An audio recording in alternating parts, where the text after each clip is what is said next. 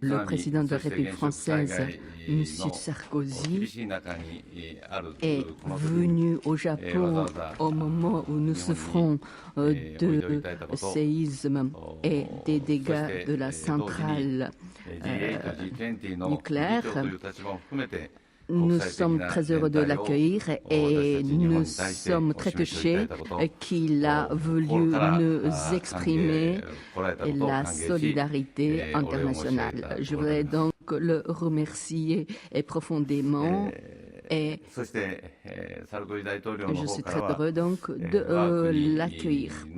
Monsieur le Président nous a dit que le peuple japonais vit dans des situations fort difficiles, une épreuve la plus dure depuis 1945. Il nous a dit que notre peuple japonais y fait face avec beaucoup de courage. Le président nous a dit qu'il saluait donc ce courage des Japonais et il nous a également dit qu'il nous a également encouragé que le Japon va certainement pourra être ressuscité. Et pour ma part, je lui ai parlé des situations de tsunami, de séisme et également de ce qui se passe à la centrale de Fukushima. Et nous avons pu effectuer de nombreux échanges d'hier. Et dans ce contexte, Monsieur le Président Sarkozy nous a dit que pour la réunion à Deauville de G8, il souhaitait tout au début me passer la parole pour que je puisse intervenir sur le sujet de l'accident de la centrale nucléaire et que ce thème sera inscrit dans l'ordre du jour. C'était la proposition de M. Sarkozy et j'ai répondu que je serais très heureux que cela soit ainsi. Également, en ce qui concerne M. Sarkozy m'a proposé de rendre une visite officielle avant le sommet, mais vu la situation actuelle de l'accident, je lui ai répondu que je voudrais un peu vérifier la situation avant de lui répondre. Et ensuite, en même temps que le G8, également au mois de mai aura lieu les réunions de G20 et également dans ce cadre, nous souhaitons donc avoir des occasions de discuter sur le problème nucléaire et également au mois de juin au sein de la IUA, nous voulons également, le président nous a proposé de discuter sur la sécurité en matière nucléaire. En effet, l'expérience que nous avons connue au Japon sur ce domaine est une épreuve très dure, mais cependant, pour que cela ne se reproduise plus, il faudrait diffuser les informations de manière très précise aux autres pays du monde. Nous pensons que c'est un devoir qui nous incombe. C'est pourquoi nous voulons donc, nous serons très favorables à ce qu'il y ait une discussion pour les normes de sécurité de toutes les centrales nucléaires dans le monde et nous accueillons tout à fait la proposition qui émane de la part du président de la République et tout ce que nous pourrons faire, c'est de mettre à plat toute l'expérience que nous avons vécue à nos interlocuteurs. Et également, la France étant connue comme un pays très avancé dans le domaine nucléaire, ainsi qu'au niveau des robots et des matériels. Aussi, la France a bien voulu nous apporter un soutien avec ces matériels et des robots. Nous avons déjà reçu beaucoup d'aide, mais nous allons peut-être pouvoir encore bénéficier de l'expertise et encore du matériel qui proviendrait de la France. Nous voulons donc discuter sur ce sujet avec la France. Et également sur, non seulement nous n'avons parlé du problème du séisme, mais il y a aussi le problème du rapport de l'accord entre le Japon et l'Union européenne. Et nous voulons donc remercier le président de la République pour la position très favorable pour promouvoir cet accord. En tout cas, nous voulons Et nous voulons insister que nous sommes aussi sur la même ligne d'onde, sur la même position. Et il nous a parlé d'un proverbe. Quand il pleut, un ami qui est venu un jour de la pluie, c'est un vrai ami. C'est pour vous dire combien nous sommes reconnaissants de la visite de Monsieur le Président de la République qui a bien voulu venir dans de telles situations. Monsieur le Premier ministre, je voudrais dire au peuple japonais combien la France se sent proche de lui, combien les Français ont admiré la dignité, le courage et la solidarité des Japonais devant la plus grande catastrophe depuis 1945. Les images de votre pays martyrisé, Monsieur le Premier ministre, ont fait le tour du monde, mais elles ont bouleversé mes compatriotes. Le Japon est un pays qui, lorsqu'il y a une catastrophe dans le monde, c'est le pays qui est le plus généreux et le plus réactif. Le monde le sait. Le monde connaît cette générosité. Eh bien, aujourd'hui, c'est au monde de vous rendre cette générosité et cette solidarité. Le Japon doit savoir qu'il n'est pas seul devant cette catastrophe. Que tous les pays du G20, que la France préside pour cette année, sont à la disposition du Japon pour lui manifester concrètement notre solidarité. Avec le Premier ministre, d'abord je veux le remercier de l'analyse très lucide qu'il nous a présentée de la situation au sujet de la centrale de Fukushima. La France propose au Japon de fournir des robots qui permettent d'intervenir en zone contaminée. La France propose son expertise et son expérience s'agissant du démantèlement de centrales, des mesures de radioactivité, et nos équipes travaillent en ce moment même pour renforcer cette solidarité. Et Nathalie Kosciusko-Morizet, qui restera jusqu'à samedi au Japon, est chargée de prendre contact avec ses homologues, membres de votre gouvernement, Monsieur le Premier ministre, pour que l'aide concrète de la France soit la plus efficiente. S'agissant du G8, j'ai proposé au Premier ministre japonais d'être le premier à prendre la parole et nous préparerons une déclaration des chefs d'État et de gouvernement du G8 sur le nucléaire en accord avec nos amis japonais. Par ailleurs, il faut remédier à cette incongruité qui fait qu'il n'existe pas de normes internationales de sûreté en matière nucléaire. La France a proposé, et je remercie le Premier ministre de l'avoir accepté, que soient réunis à Paris par Nathalie Kosciusko-Morizet l'ensemble des autorités indépendantes de sûreté nucléaire des pays du G20 pour préparer, fournir des éléments à la réunion très utile de l'AIEA qui se tiendra au mois de juin.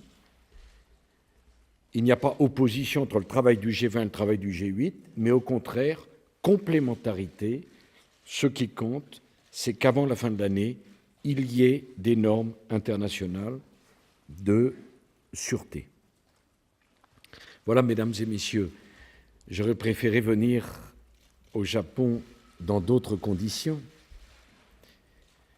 mais il m'a semblé, en tant que président du G20, de mon devoir d'apporter la solidarité, le témoignage de la solidarité des 19 autres pays membres du G20. C'est donc pas simplement la France, mais les 19 autres pays du G20 qui disent au Japon notre confiance dans l'avenir. Vous vous relèverez de cette catastrophe. Plus fort encore, Et puis je voudrais terminer en disant combien nous avons été bouleversés par l'héroïsme de vos sauveteurs et la solidarité de tous ceux qui, ayant tout perdu, ont trouvé le moyen de se mettre à la disposition de leurs compatriotes. Sachez, mes chers amis japonais, que dans cette catastrophe épouvantable, le monde vous regarde et le monde vous admire.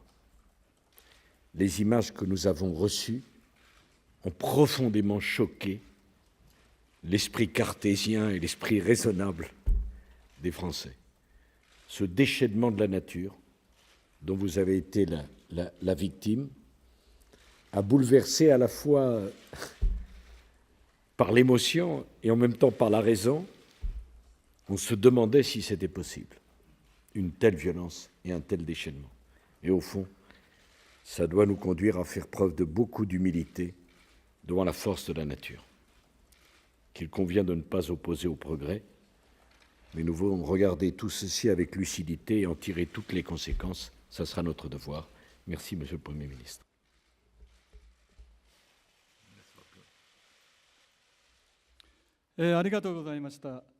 Merci, Monsieur le Président. Nous allons passer donc à la séance questions-réponses. Il y aura donc un journaliste du côté japonais, un journaliste du côté français. Nous vous prions de vous identifier avant de poser la question. Je vais d'abord demander à Madame Igarashi. Oui, je suis Igarashi du journal Yomiuri. Je voudrais vous poser une question à M. Kan. Depuis le séisme, le Premier ministre a principalement consacré ses efforts pour les solutions de la centrale. Mais après cette expérience, de quelle manière vous voulez revoir la politique énergétique? Lors de l'entretien avec le secrétaire général du Parti communiste, vous avez, je crois, référé à une révision de la politique énergétique, mais je voudrais savoir un peu plus concret de quelle manière vous voulez revoir cette politique. Également aussi, il faut parler de la reconstruction et du rétablissement de la pays. Il faut s'organiser pour cela. Comment allez-vous donc organiser les structures et les ministres pour y faire face? Et également une question qui s'adresse à M. Sarkozy. La France est connue comme un pays très avancé en matière du nucléaire, un pays qui est capable de nous fournir beaucoup d'expertise et de conseils, mais après cet accident, dans le monde, il y a une certaine méfiance qui se développe dans le monde. Au sein de G8 et de G20, vous avez parlé que vous avez travaillé pour établir les normes de sécurité internationale, mais d'après vous, quelle est la priorité, quelle est l'action prioritaire qu'il faudrait prendre dans ce contexte? Oui, ce que j'ai fait pendant ces 3 semaines, c'est après le séisme et le tsunami, il y a eu des sinistrés. Il fallait sauver ces sinistrés, une vie de plus pour sauver et apporter le maximum de soutien à ces sinistrés. C'était la priorité des priorités. Et en même temps, il y a eu donc cet accident qui est survenu à la centrale nucléaire aussi. Donc, je devais travailler sur ces 2 fronts. Je ne veux pas que vous compreniez que j'ai travaillé uniquement pour prendre des solutions à l'égard de la centrale nucléaire. Et dans ce contexte, en ce qui concerne l'accident de la centrale, la gravité était évidente dès le premier moment. Je l'avais reconnu, c'est pourquoi j'ai voulu aussi m'investir autant que possible pour faire face à ce problème de la centrale, tout aussi bien que j'ai travaillé pour sauver les sinistrés. Vous devez parler de la révision de la politique énergétique. Mais pour le moment, il faut tout d'abord travailler pour enrayer les dégâts que pourrait causer la centrale. Il faudrait déployer tous nos efforts d'abord pour résoudre ce problème de l'accident. Et lorsque nous allons arriver à une étape plus stabilisée, il faudrait à ce moment-là commencer le travail d'analyse et mener une réflexion sur les raisons qui nous ont menés à cela. Et c'est après cette analyse et vérification vérification qu'il faudrait donc trouver des solutions. D'ailleurs, nous l'avons discuté avec M. Sarkozy. Il faudrait, je pense, lancer un débat, une discussion internationale pour une cure sur ces causes qui auraient pu causer ces accidents. Et dans notre politique énergétique, nous voulons intégrer la réflexion qui aurait été menée sur cet accident et nous devons reprendre la discussion pour revoir la politique énergétique du Japon. Et en ce qui concerne le problème du rétablissement de la reconstruction de notre pays, bien sûr, cette question, étant donné que nous sommes le 31 mars et que c'est la fin de l'exercice fiscal et que demain, c'est le premier jour de la nouvelle année fiscale et nous avons pu voter le collectif budgétaire pour l'exercice suivant, mais au moment où nous avons proposé le projet de loi de finances et maintenant il y a eu beaucoup de choses, la priorité n'est plus la même, c'est pourquoi il faudrait passer de soutien aux sinistrés vers la voie de la reconstruction. Il faudrait donc tracer un chemin pour aller dans ce sens. Au mois d'avril, nous allons donc essayer de faire des travaux de débrayage. Il faudrait voter un autre collectif budgétaire pour cela.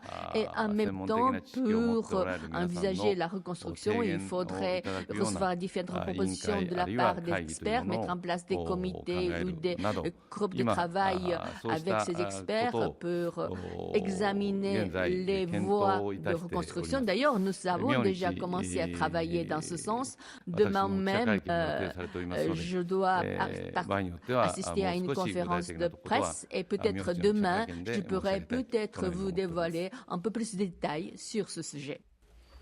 Bon, la priorité pour nous, Madame, c'est le retour d'expérience sur ce qui s'est passé au Japon. Notre devoir, à nous qui avons fait le choix du nucléaire il y a bien longtemps, choix que nous confirmons, c'est d'assurer les normes de sûreté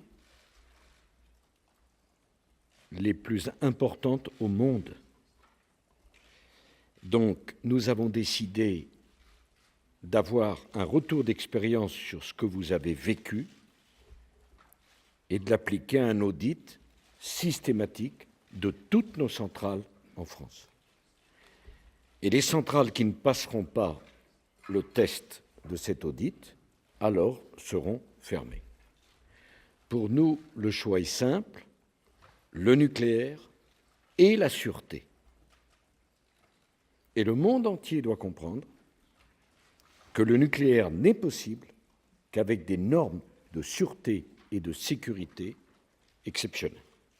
Voilà. C'est le choix qu'a fait la France il y a bien des années et c'est le choix que nous confirmons.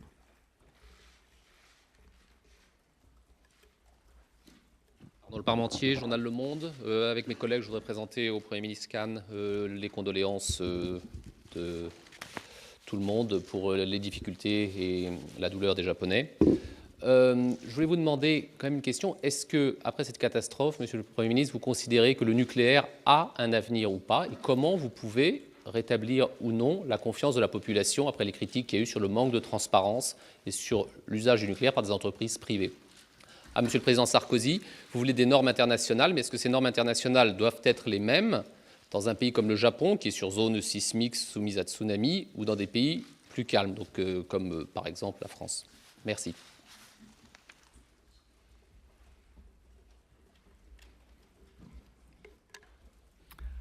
Je veux d'abord vous remercier pour la sympathie que vous avez bien voulu nous manifester. Eh bien, l'accident que nous avons connu cette fois-ci est la plus grave, la plus dure que nous n'ayons jamais connue. C'est pourquoi sommes-nous arrivés à cet état-là, à cette gravité, eh bien, il faudrait l'examiner à fond. Après cette analyse bien poussée, il faudrait mener une réflexion sur les modalités d'utilisation de l'énergie nucléaire. Pour l'humanité, l'énergie nucléaire est en quelque sorte un fruit de la sagesse de l'être humain, mais en même temps, cette énergie peut aussi provoquer de tels accidents. Aussi, il faudrait faire de sorte qu'il n'y ait plus ces accidents qui soient provoqués par l'utilisation de l'énergie nucléaire. Il faut que le nucléaire soit atteint un niveau de sécurité maximum, tant au Japon qu'au niveau international. Vous allez parler de l'entreprise privée. En effet, au Japon, les compagnies d'électricité japonaises ont la forme des sociétés privées. Pour le moment, étant donné que nous n'avons pas encore abouti à résoudre le problème de la centrale, pour le moment, nous pensons qu'il est trop prématuré de discuter sur les modalités ou le statut de ces exploitants, mais lorsque nous aurions mis fin à cet accident, nous allons peut-être examiner le statut de ces exploitants, y compris le devenir ou la survie de ces exploitants. Oui, ce seront aux autorités indépendantes et aux experts. C'est à eux, ça sera à eux de déterminer la norme internationale. Et si cette norme doit être renforcée dans certaines situations géographiques ou climatiques, c'est à eux de le dire. Ce que nous souhaitons, c'est qu'il y ait une norme internationale. Parce que la planète, pas simplement du fait de la mondialisation, mais parce que la planète est un village, que ce qui se produit ici, au Japon, peut avoir des conséquences ailleurs.